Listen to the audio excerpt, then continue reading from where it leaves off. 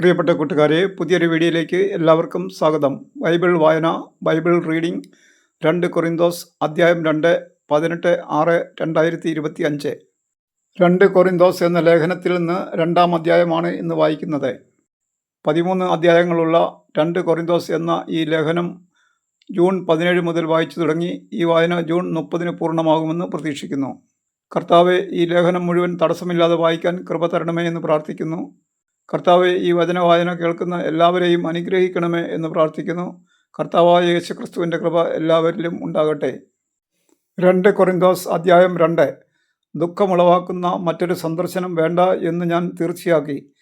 ഞാൻ നിങ്ങളെ ദുഃഖിപ്പിക്കുന്നെങ്കിൽ ഞാൻ ദുഃഖിപ്പിച്ചവരല്ലാതെ മറ്റാരാണ് എന്നെ സന്തോഷിപ്പിക്കുവാനുള്ളത്? ഞാൻ വരുമ്പോൾ എനിക്ക് സന്തോഷം നൽകേണ്ടവർ എന്നെ ദുഃഖിപ്പിക്കാതിരിക്കാൻ വേണ്ടി മാത്രമാണ് ഞാൻ എഴുതിയത്. എൻ്റെ സന്തോഷം നിങ്ങൾ ഓരോരുത്തരുടെയും സന്തോഷമായിരിക്കുമെന്ന് നിങ്ങളെപ്പറ്റി എനിക്ക് ഉറപ്പുണ്ടായിരുന്നു. വലിയ ദുഃഖത്തോടും ഹൃദയവ്യതയോടും വളരെ കണ്ണുനീരോടും കൂടി ഞാൻ നിങ്ങൾക്ക് എഴുതിയത് നിങ്ങളെ ദുഃഖിപ്പിക്കാൻ വേണ്ടിയല്ല, മറിച്ച് നിങ്ങളോടുള്ള എൻ്റെ സമൃദ്ധമായ സ്നേഹം അറിയിക്കാൻ വേണ്ടിയാണ്. അപരാധിക്ക് മാപ്പ്. ദുഃഖമുളവാക്കിയവൻ എന്നെയല്ല ദുഃഖിപ്പിച്ചത്. ഒരു പരിധിവരെ ഞാൻ മയപ്പെടുത്തി പറയുകയാണ്. നിങ്ങൾ എല്ലാവരെയുമാണ്. അങ്ങനെയുള്ളവന് ഭൂരിപക്ഷം പേർ നൽകുന്ന ഈ ശിക്ഷ ധാരാളം മതി. അതുകൊണ്ട് അവൻ അഗാധ ദുഃഖത്തിൽ നിപതിക്കാതിരിക്കുന്നതിന് നിങ്ങൾ അവനോട് ക്ഷമിക്കുകയും അവനെ ആശ്വസിപ്പിക്കുകയും ചെയ്യണം. നിങ്ങൾക്ക് അവനോടുള്ള സ്നേഹത്തെക്കുറിച്ച് അവന് ഉറപ്പുവരുത്തണമെന്ന് ഞാൻ അഭ്യർത്ഥിക്കുന്നു. എല്ലാ കാര്യങ്ങളിലും നിങ്ങൾ അനുസരണയുള്ളവരാണോ എന്ന് പരീക്ഷിച്ചറിയുന്നതിന് വേണ്ടിയാണ് ഞാൻ എഴുതിയത്. നിങ്ങൾ ക്ഷമിക്കുന്നവനോട് ഞാനും ക്ഷമിക്കുന്നു. ഞാൻ എന്തെങ്കിലും ക്ഷമിച്ചിട്ടുണ്ടെങ്കിൽ അത് ക്രിസ്തുവിൻ്റെ നാമത്തിൽ നിങ്ങൾക്ക് വേണ്ടിയാണ്. ഇത് സാത്താൻ നമ്മെ കബളിപ്പിക്കാതിരിക്കേണ്ടതിനാണ്. അവൻ്റെ തന്ത്രങ്ങളെപ്പറ്റി നമ്മൾ അജ്ഞരല്ലല്ലോ. ആകുലതയും ആശ്വാസവും. ക്രിസ്തുവിൻ്റെ സുവിശേഷം പ്രസംഗിക്കാൻ ഞാൻ ത്രോവാസിൽ ചെന്നപ്പോൾ കർത്താവിൽ എനിക്കായി ഒരു വാതിൽ തുറക്കപ്പെട്ടു.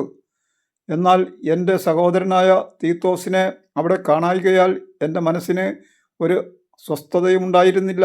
അതിനാൽ ഞാൻ അവിടെയുള്ളവരോട് യാത്ര പറഞ്ഞിട്ട് മക്കെദോനിയയിലേക്ക് പോയി.